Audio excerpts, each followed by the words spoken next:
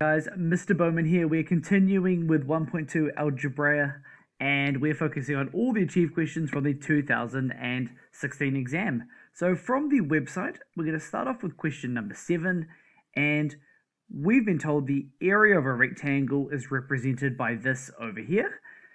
Straight away, I don't need to know what the rest of the question is looking like, but that's a quadratic, and it's in its expanded form, so they're probably going to think, oh, maybe you should factorize this.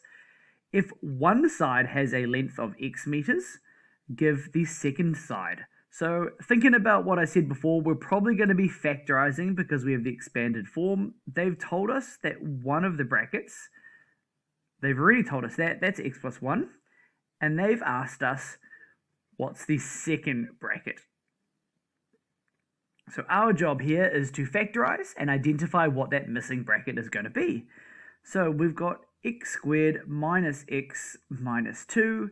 I'm going to factorize that, so I need to think what numbers add to -1 and multiply to -2. And hopefully you're getting x plus 1 and then x minus 2.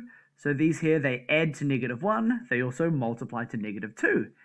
As I said before, we already know one of the brackets, and the thing we care about is the second bracket. So what that means is the other side, the second side of this rectangle, we know it as x minus 2 meters. So that's question 7. Let's shift on to question number 8. And we've got a parabola with this equation here. We've been asked, what is the value of y when x is equal to 4? So we're trying to calculate y, and we're going to substitute in the x's here. So y is equal to 3x squared minus 2x plus 5. I'm going to take out all the x's, put in that 4 they've told us about.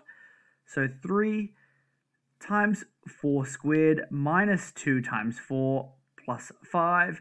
At this stage here, got to use my bed math skills to get this right. So that's going to be 3 times 16 minus 2 times 4 plus 5. Now I'm going to do all the multiplication. 3 times 16 is 48.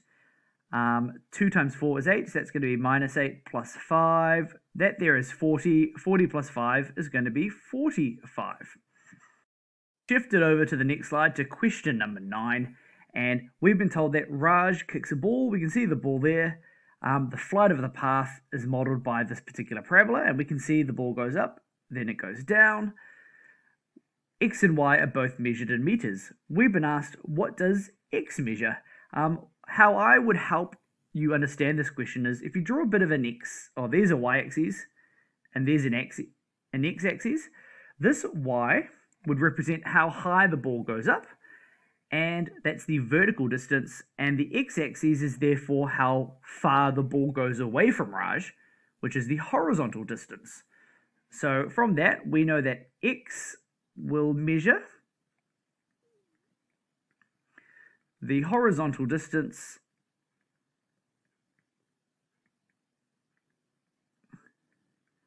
that the ball travels away from Raj, that the ball travels away from Raj. Started writing again for some reason, but away from Raj. So a wordy question doesn't come up too much with our MCAT, but that's a good one to target for if you think about your horizontal and vertical distances. So let's have a look at question number 10 now.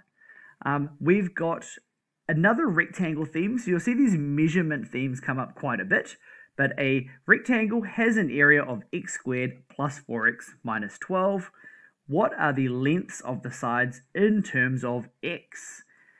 So this question again is asking us to factorize, because the area will always be base times height, which will be a number times another number. So that's when our double brackets come up quite a bit.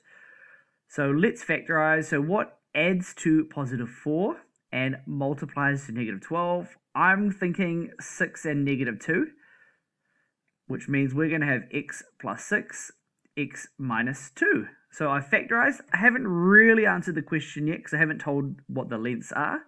So what I'm going to do is I'm going to say the sides of the rectangle. So side number 1 will be oh, I don't need the brackets there, will be x plus 6, and then side number 2 will be x minus 2. So another achieved question, similar theme to do with factorizing and the area of sides.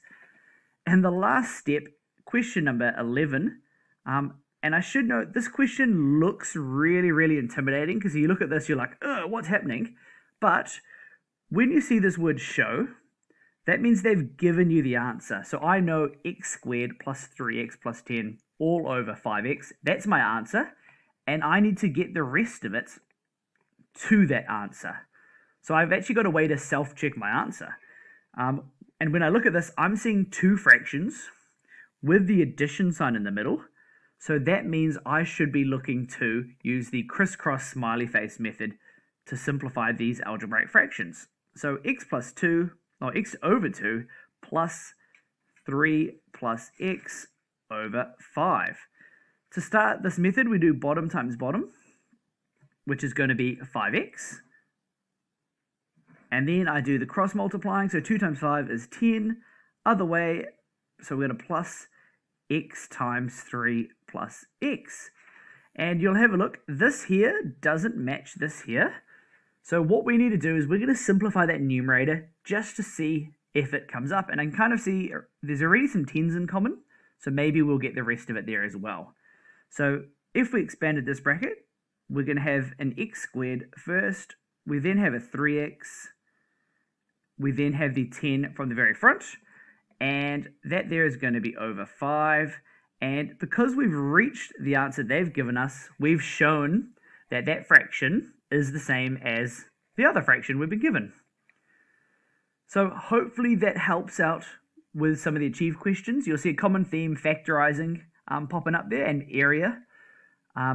Keep an eye out for the other videos from the next exams, and the merit and excellence focus videos will also be out as well.